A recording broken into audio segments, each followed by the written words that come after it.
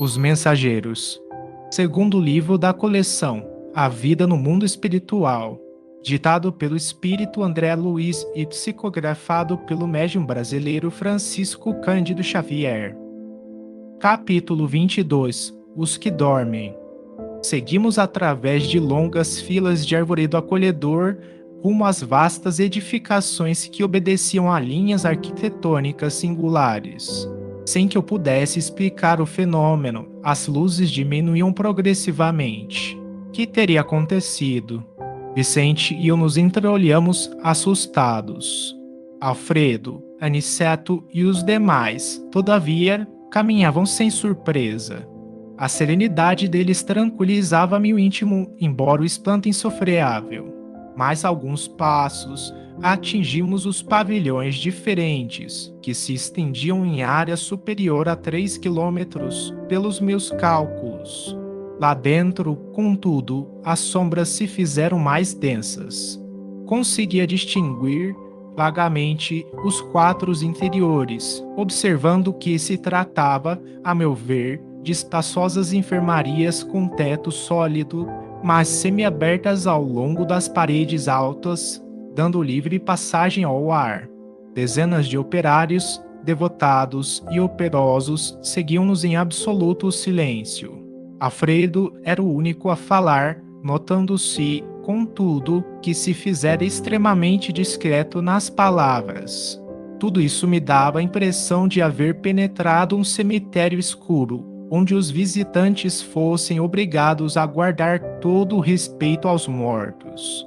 Com estranheza, notei que um dos servidores entregara ao chefe do posto pequenina máquina que Alfredo nos deu a conhecer gentilmente, explicando: "Este é o nosso aparelho de sinalização luminosa. Estamos no centro dos pavilhões a que se recolhem irmãos ainda adormecidos. Temos aqui, presentemente, quase 2.000. Os numerosos cooperadores dirigiam-se em ordem para a zona de serviços que lhes competiam." Depois de pequena pausa, falou o administrador com firmeza: "Iniciemos o trabalho de assistência." A primeiro sinal luminoso de Alfredo, acenderam-se numerosas lâmpadas elétricas e, então, dominando, a custo, a primeira impressão de horror, vi extensas filas de leitos ao resto do chão, ocupados todos por pessoas mergulhadas em profundo sono. Muitos tinham um semblante horrendo. Eram muito poucos os que traziam as pálpebras cerradas, parecendo tranquilos.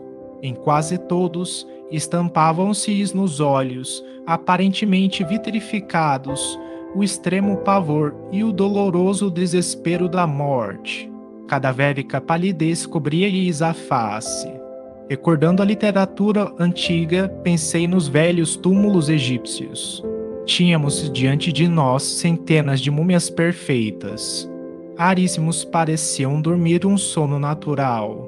Aproximando-se de nós outros, Alfredo falou a Aniceto em particular: "Infelizmente, não podemos atender a todos." "Por quê?"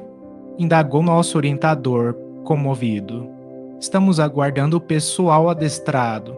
Tenho aqui a colaboração de 80 auxiliares para este gênero de serviço. Entretanto, não pode cada qual atender a mais de 5 doentes de uma só vez. À vista disso, dos nossos 1980 abrigados, separei os 400 mais suscetíveis de próximo despertar, a fim de submetê-los ao tratamento intensivo. E os demais recebem alimento e medicação mais densos uma vez por dia." Aniceto calou-se, pensativo. Profundamente tocado pelo que via, inclinei-me instintivamente para o abrigado mais próximo, tentando examinar-lhe o estado fisiológico. Identifiquei o calor orgânico, a pulsação regular e os movimentos respiratórios, embora verificasse a extrema rigidez dos membros, como que mergulhados em imobilidade cataléptica. Indescritível impressão apoderou-se de mim.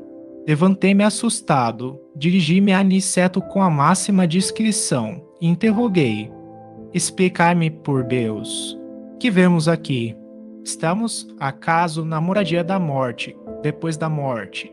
O instrutor sorriu, complacente, e explicou em voz quase imperceptível. Sim, Andrei, este sono é verdadeiramente avançada imagem da morte. Aqui permanecem, com a benção do abrigo, alguns milhões dos nossos irmãos que ainda dormem. São as criaturas que nunca se entregaram ao bem ativo e renovador em torno de si, e mormente os que acreditaram convictamente na morte, como sendo nada, o fim de tudo, o sono eterno. A crença na vida superior é a atividade incessante da alma. A ferrugem ataca a enxada ociosa. O entorpecimento invade o espírito vazio de ideal criador. Os círculos carnais, homens e mulheres, creem na vida eterna, ainda que não sejam fundamentalmente cristãos, e estão desenvolvendo faculdades de movimentação espiritual e podem penetrar as esferas extraterrenas em estado animador, pelo menos quanto à locomoção e juízo mais ou menos exato. No entanto, as criaturas que perseveram em negação deliberada e absoluta, não obstante, por vezes, filiadas a cultos externos de atividade religiosa, que nada veem além da carne nem desejam qualquer conhecimento espiritual, são verdadeiramente infelizes. Muitos penetram nossas regiões de serviço como embriões de vida na câmara da natureza sempre divina. Um amigo nosso costuma designá-los por fetos da espiritualidade, entretanto, a meu ver, seriam felizes se estivessem nessa condição inicial. Temos a certeza, porém, de que muitos se negaram ao contato da fé absolutamente por indiferença criminosa aos desígnios do Eterno Pai. Dormem porque estão magnetizados pelas próprias concepções negativistas, permanecem paralíticos, porque preferiram a rigidez ao entendimento. Mas dia virá em que deverão levantar-se e pagar os débitos contraídos. Eis porque os considero sofredores.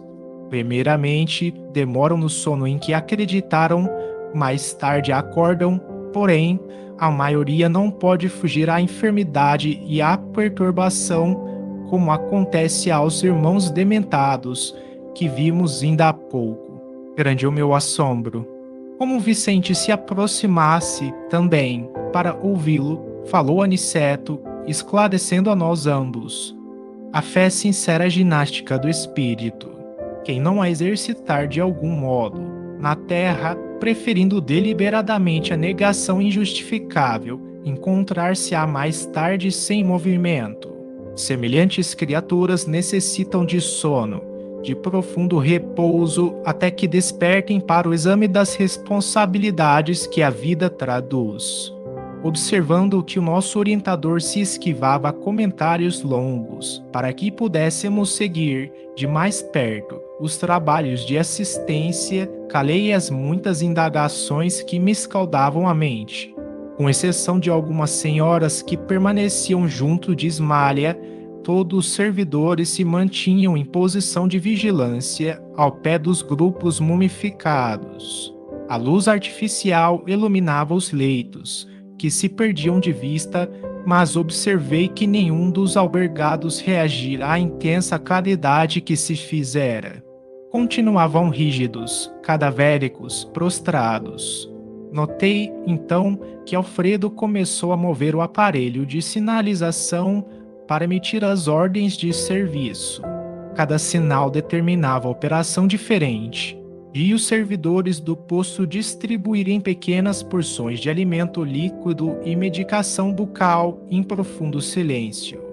Em seguida, forneceram reduzidas quantidades de água efluviada aos infelizes, com exceção, porém, de muitos que pareciam preparados a receber tão somente caldo e remédio. 2/3 dos 400 abrigados em tratamento receberam passes magnéticos. Alguns poucos receberam aplicações do sopro curador.